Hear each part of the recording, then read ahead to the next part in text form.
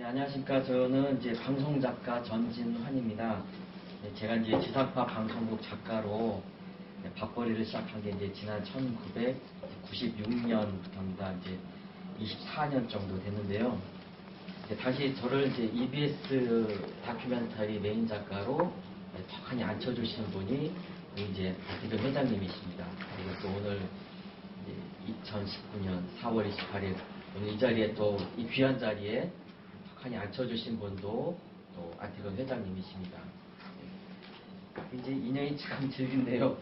25년 가까이 이제 부족한 저를 이제 이끌어 주시고 또 이제 인연의 끈을 놓지 않으신 이제 회장님께 이 자리를 빌어서 진심으로 다시 한번 감사의 말씀드리겠습니다. 인사드리겠습니다. 감사합니다.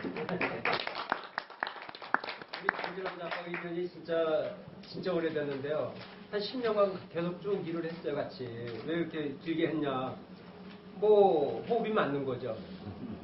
사실 방송사에서 우리 전진환 작가를 탐내는 다른 PD가 많았는데 저랑 같은 10년을 했고 그 다음에 MBC에서 활동하고 지금 이제 대전에서 활동하는데 오늘 시간을 내주셔서 감사드립니다. 감사합니다. 네. 그 회장님하고 이제 EBS에 있을 때 특집 다큐를 꽤 많이 제작을 했습니다. 이제 근데 이 자리도 지금 이 자리도 특집이라는 타이틀이 어울리지 않을까 그런 생각을 합니다. 이수령 기념사업회 100회 특집. 네, 안태근 감독과의 토크 시간에 오신 여러분을 환영합니다. 자, 안태근, 그는 누구인가? 그것이 알고 싶다. 자, 한 50분 정도 시간 내서 진행해 보도록 하겠습니다. 우선 이전부터 여쭙고 싶어요. 이제 세미나 100회째를 맞았습니다. 97, 98, 99, 그리고 100. 이제 오늘부로 세 자릿수가 됐는데요. 처음 1회 시작하실 때 내가 100회까지 한번 해보겠다 이런 생각을 스스로 하셨는지 좀 궁금합니다. 처음부터 생각 절대 안 했습니다. 절대 안 하고 저는 한 50회 정도까지는 해야지 그래가지고 2015년 이제 50회였는데 근데 또 굳이 이제 또 하자고 그래가지고 지금 100회를 이제 맞이했어요. 처음에 시작은 2채 내면서 계약금 100만 원 받은 거로 시작을 했습니다. 근데 100만 원 이제 첫 회에 다 썼고요. 지금 그 이유는 어디서든지 후원 받지 않고 이제 제가 그냥 자리로 부담하면서 왔는데 사실 진짜 힘든 세월이죠. 예. 저희 입장에서야 100회 됐구나 이렇게 생각할 수 있지만 아마 회장님 입장에서는 내가 100회를 해냈구나 이런 표현이 좀 적절하지 않을까 그런 생각을 하게 됩니다. 누가 그러더라고요. 짧은 걸 빨리 뛰어나가는 것보다 아주 먼 길이지만은 포기하지 않고 걸어가는 게 더 힘들다 그런 말씀을 하시더라고요. 오늘도 앞서 이제 발제를 해주셨는데 그동안 이제 1회부터 100회까지 각 순서는 물론이고 100회를 만들기까지 그 시간과 노고 참 저는 값지다고 생각을 합니다. 이제 오늘은 그 연애 때와 다르실 것 같은데 감회가 새로우실 것 같아요. 어떠신지요?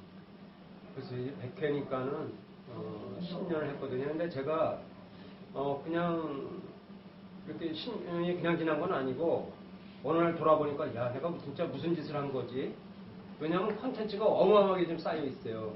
지금도 녹화하고 있지만은 100회 동안 한 해에 한 4시간 정도를 하거든요.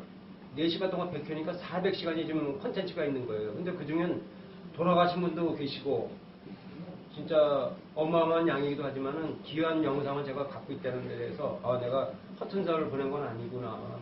저는 아주 의미 있는 시간이었다고 생각합니다. 네.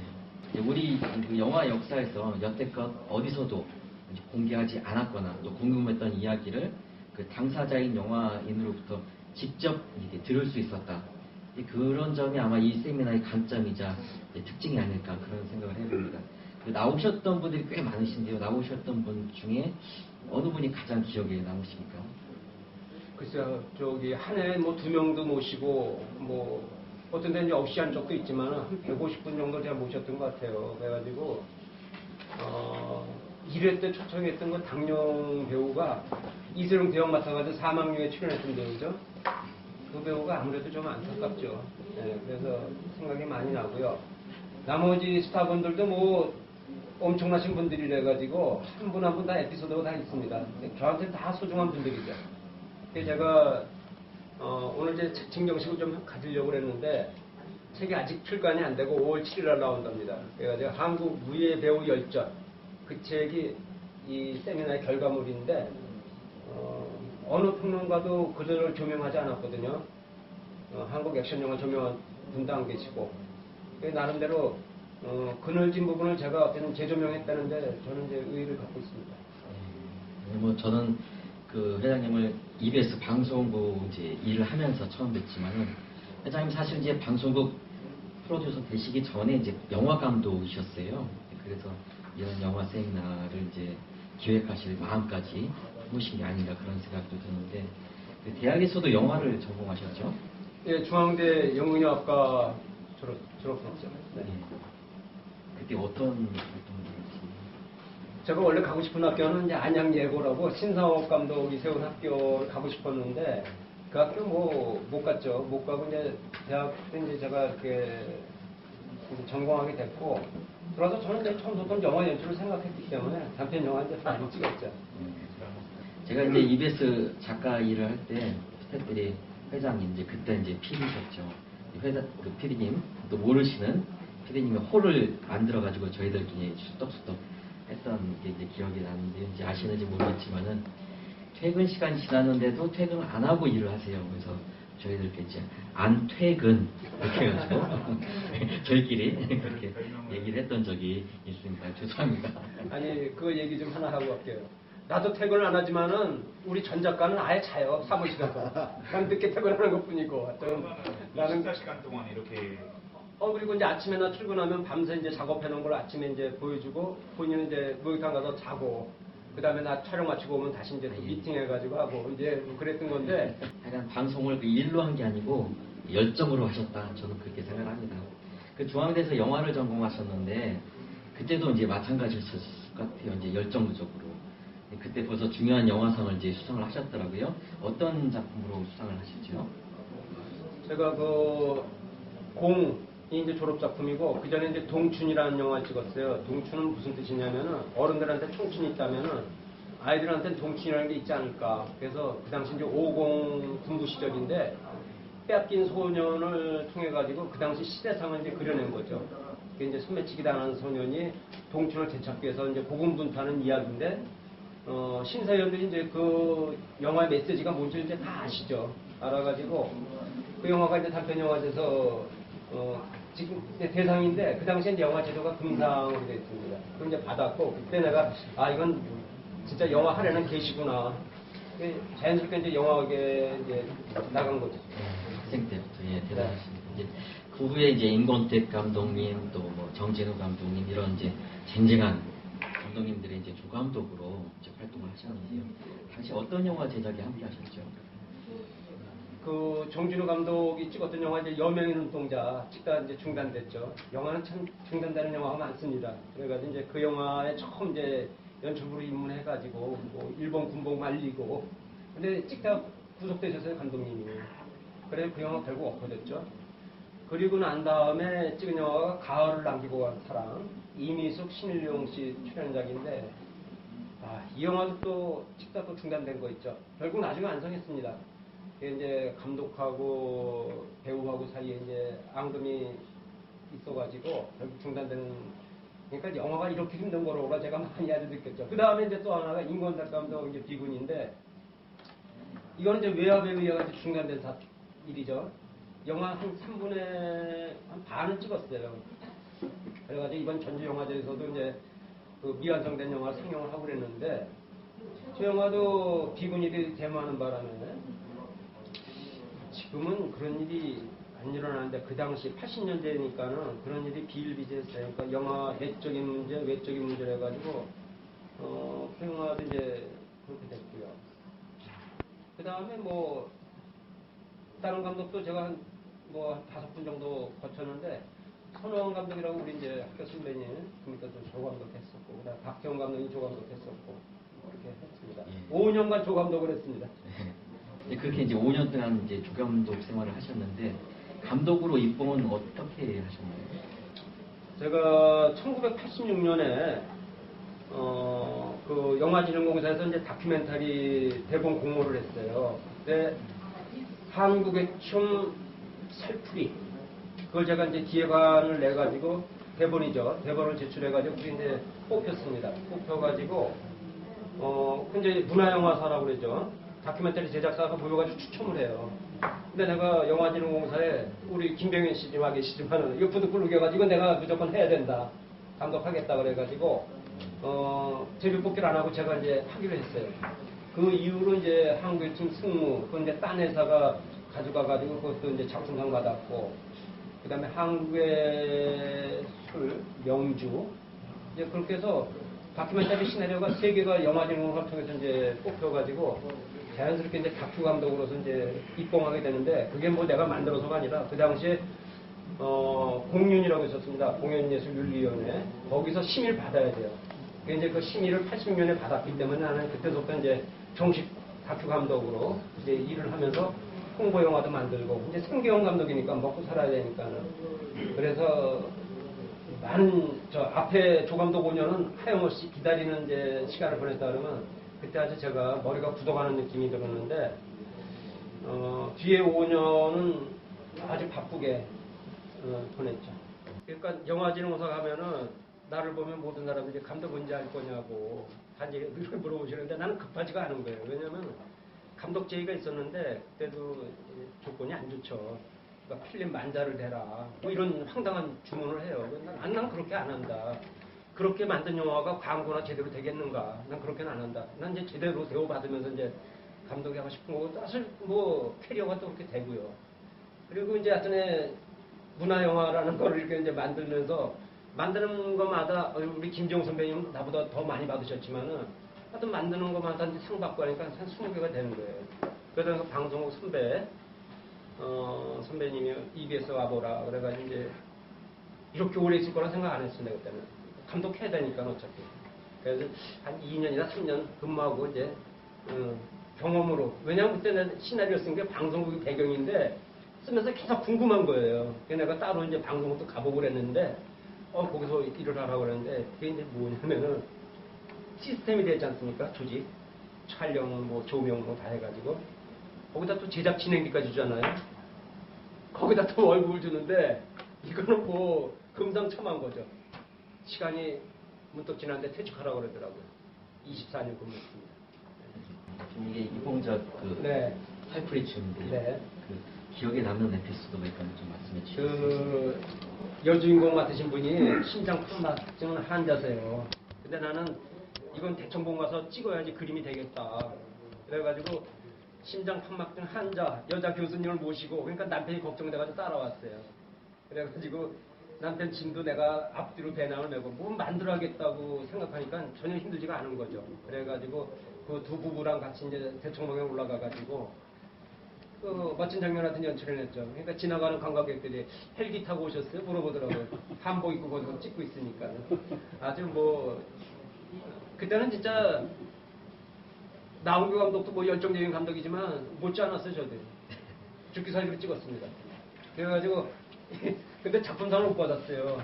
조명상을 받아가지고 그 이제 살풀이춤을 어떻게 보여줄까 이제 고민 많이 하다가 대청봉도 갔었지만 밤에 장작불 피워놓고 이제 조명을 좀 해서 이제 찍었죠. 근데 조명상만 주더라고요.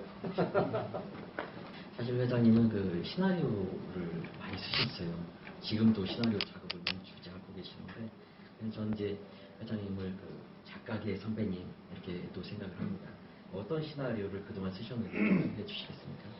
제가 얼마 전에 그 스토리텔링과 시나리오라는 책을 냈어요. 책을 내면서 제가 쓴 시나리오 카운트 해보니까는 제가 쓴 게 50편이더라고요. 어마어마한 거죠. 50편 쓴 작가가 지금도 뭐 많지는 않은 거고. 근데 이제 영화화되지 않은 시나리오도 다 포함된 거예요, 사실은. 그리고 지금 이제 붉은 글씨가 보입니까? 붉은 거 글씨로 댕겨시 이제 영화화된 건데 그것도 한 35편 되죠. 다큐멘터리가 많고 내가 찍은 홍보 영화도 내가 직접 시나리오를 썼고요. 근데 첫 작품은 이제 사방지란 시나리오입니다. 아까 글서성 신봉선 선생 얘기를 했는데 그분이 사실은 조선왕조 500년에서 그 사방지 얘기를 소개를 했죠. 근데 그땐 TV니까는 아주 짧게 소개한 거고, 나는 왕조실록에 나온 이제 두 줄을 갖고 100분짜리 시나리오 써낸 거죠. 근데 좀 동성애처럼 이렇게 보여줘가지고, 왜냐면 1980년대가 에로티시즘 영화가 참 이제 부흥될 때거든요. 그래가지고 사방제는 사람들이 야한 영화로 생각하는데 여성 영화제에서 숨어있는 걸작이라고 그래가지고 재평가 받았습니다. 그 아시아 영화제 출품돼가지고 상도 받았고. 예. 내가 알기로 그 시나리오를 쓰신 영화 사방지의 그 설정과 줄거리가 굉장히 파격적입니다. 포스터 보시죠? 참 거시기하죠? 네. 만약에 이게 영화가 개봉한 때가 이제 1988년인데 요즘 그대로 그 개봉을 한다면 아마 매우 큰 사회 이슈로 떠오르지 않을까 이제 그런 생각이 드는데 이 스토리가 어떻게 되나요? 좀 더 말씀해 주시면. 싫어합니다. 세조 때 이제 실존 인물인데 그 이순지 대감이라고 아주 유명한 사람이에요. 그 장영실 이제 같은 집에 있었죠. 작가적인 상상력으로 이제 장영실도 동원하고 막 이렇게 하면 너무 이상해질 것 같아가지고 장영실을 뺐지만은 이순지 대감의 그 딸이 이제 소방 맞고 집에 돌아와요, 친정에. 그래가지고 친정 어머니가 사방지가 여자 중에 여자, 수도 잘 넣고 뭐 참하고 말도 잘하니까 말벗이나 하려무나 했는데 알고 보니까 사방지가 양성인간인 거죠. 지금도 10만 명 중에 한 명이 양성인간입니다. 그러니까 조선시대는 뭐 성교육이 없던 데니까는 여자인 줄만 알고 이제 잘하는데 합방이 돼가지고 이제 남성이 살아난 거죠. 그래서 벌어지는 일인데 나중에 이제 거세당하고 추방돼요. 그 얘기 갖다 제가 이제 100분짜리를 만들었죠. 1997년, 8년 이때쯤 이제 제가 EBS에서 TV 인생 노트라는 프로그램을 만든 적이 있어요. 그때 이제 담당 PD셨는데 그때 이제 회장님께서 우리나라 극작가의 그 전설이시죠. 신봉선 선생님을 출연시키자고 말씀을 하시는 겁니다. 그 일부에서도 아까 발제도 하셨지만은 우리나라 영화 또 TV 그 역사 드라마 작품 수로 보든 질로 보든 뭐 인기로 보든 이 신봉선 선생님을 빼놓을 수가 없는데요. 근데 알고 봤더니 그 신봉선 선생님하고 이 회장님하고 서로 지근거리에 아주 가까운 데에 사셨던 겁니다. 당시 신봉선 선생님하고 어떤 교류도 있으셨는지요? 제가 학생 때인데 좀 배짱이 있어요. 그냥 무조건 찾아갔어요. 찾아가가지고 시나리오 하나 들고 그리고 이것 좀 봐주십시오 하니까 씩 웃으시면서 저도 지금 뭐 누가 만나자면 그냥 스스럼없이 만나면 이제 그러거든요. 우리 선생님한테 배운 거죠. 그래가지고 그 몽블랑 그 프록스에 그 만년필로 이렇게 수정을 해주시더라고요. 지금도 제가 간직하고 있어요. 그래가지고 아주 열심히 해주셔가지고 저는 이분 덕에 하여튼 뭐 좋은 작가가 됐다고 저는 생각합니다. 그래서 오늘 이제 제가 발제해드린 거죠. 그러다가 이제 지난 1991년에 방송국 프로듀서로 전향을 하셨습니다. 아마 근무하신 EBS에서 그 회장님처럼 프로그램 많이 연출한 분은 아마 없을 겁니다. 거의 제가 보기에는 아마 기네스북에도 올라가지 않으실까 이제 그런 생각이 드는데 연출하신 전체 프로그램 중 가장 의미 있는 프로그램으로 이제 꼽으신다면 어떤 프로그램 꼽아주시겠습니까? 저는 뭐 드라마도 이제 78편인가 왜냐하면 책을 쓰다 보니까 이게 정리가 되더라고요. 근데 다 찾아내지 못했어요. 근데 하여튼 드라마 78편 했고 전체 내가 찾아낸 편수가 1060편 정도가 되는 것 같아요. 1060편인데 완전히 다 찾지 못했어요. 기록을 나도 한다고 했는데 빠뜨린 것도 많고 그러니까 주제가 한 1200편 정도는 맞는 것 같은데 저는 아무래도 이제 다큐멘터리가 애착이 가고 더 저한테 맞는 것 같아요. 내가 이제 첫 작품도 대학교 때 청계천 하는 사람들의 이야기 찍었거든요. 첫 다큐멘터리 폭류라는 영화인데 청계천 거칠게 흘러가는 물 그거를 해가지고 이제 청계천 사람들을 이제 소재로 해가지고 찍었는데 저는 다큐멘터리랑 일단 잘 맞아요. 하여튼 사회에 대한 관심 그 다음에 다큐멘터리를 이렇게 비유한다면 어머니가 차려준 밥상이라고 저는 생각합니다. 그러니까 균형 잡힌 이제 하여튼 음식으로 해가지고 편식 안 하게끔 하여튼 정성을 들여가지고 만드는 거 아닙니까? 하여튼 그런 마음으로 이제 다큐멘터리 찍었죠. 우리 뒤에 조인문 교수님과 계시지만은 우리 춘사 나오기 같이 했었죠. 그다음에 김순환 교수님 일제강점기 영화 또 인터뷰해 주셨고 지금 얘기했던 그 역사 속으로 여행 그런 프로들 그 다음에 지금 보이는 그 안중근 순국 100년. 지금 저 다큐멘터리가 이제 PD상도 받고 그랬지만 상 받아서 뭐 좋아할 일이 아닌 게 어디 있다고 그걸 최초로 하여튼 보도를 했는데 거기서 끝날 일이 아닌 게 모셔와야 되잖아요. 근데 이게 안 되더라고요. 저 방송 나간 지가 벌써 11년째인데 안타깝습니다. 하여튼 저것도 기억나고 그다음에 천지연.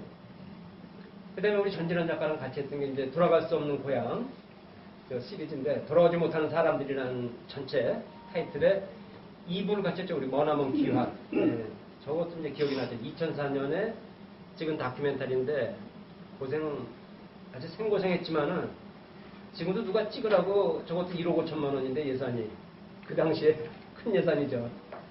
지금도 가면 뭐 잘 찍을 수 있을 것 같아요. 일제강점기에 해외로 나간 사람들 이야기입니다. 그 다음에 이제 또 이거 이제 머나먼 기환 그 2부 고향을 떠난 사람들 중에 추석 특집으로 나갔고 그 다음에 이제 저기 한중 수교 15주년 때 제가 중국 가서 반년 정도 있으면서 한번 찍은 한중 수교 15주년 특집 청사철원과 홍도 이제 그런 작품들이 기억이 나고요. 그 다음에 이제 제가 직접 연출은 안 했지만 이제 기획자로서 프로그램 기획으로서 이제 요새 뜬 영화 극한 직업 EBS 오리지널 프로죠. 그거 했고 이제 저기 직업의 세계 1인자 그다음에 뭐 명의 이런 것도 기억이 났죠. 그 작년에만 이제 8권을 내셨어요. 그 책을 왜 이렇게 많이 쓰실 수 있고 그 비결이 뭔지 좀 알고 싶습니다. 제가 이제 이사를 가고 그러니까 이문동에서 이제 회사 근처로 왔어요. 이게 하루에 3시간을 이제 버는 거예요. 그래서 3시간을 어떻게 할까 그래서 내가 원래 이제 작가적인 취향이 있었으니까는 우리 선배님한테 돌아가셨어요. 김창식 본부장. 그 선배한테 선배님 나 이사 와가지고 이제 3시간 버는데 책을 좀 쓰고 싶다고. 그때 전통문화 찾아서라는 이제 프로그램 만들 때인데 내가 보기엔 영상 기록도 중요한데 활자로서 남겨야겠더라고요. 그랬더니 우리 선배님 야 프로그램이나 잘해. 그러시더라고요. 아주 꺾어버리는 거예요. 그래가지고 글 쓰는 거 사실 쉽지는 않죠. 귀찮기도 하고. 그냥 프로그램만 열심히 만들었죠. 만들었는데 어느 날 제가 안태근 카페라고 만들어가지고 이제 하나씩 글을 올리기 시작했어요. 그러면서 이제 이렇게 지금 25권의 책을 만들게 됐습니다. 책 가운데 안중근 의사에 관한 책도 많이 쓰셨습니다. 그 안중근, 안태근 어떤 가족적인 냄새가 나지 않습니까? 전 냄새가 좀 나는데. 그래서 이제 그 성함 때문에 안중근 의사에 관련된 책도 쓰시고 또 이렇게 사업도 하시는 게 아닌가.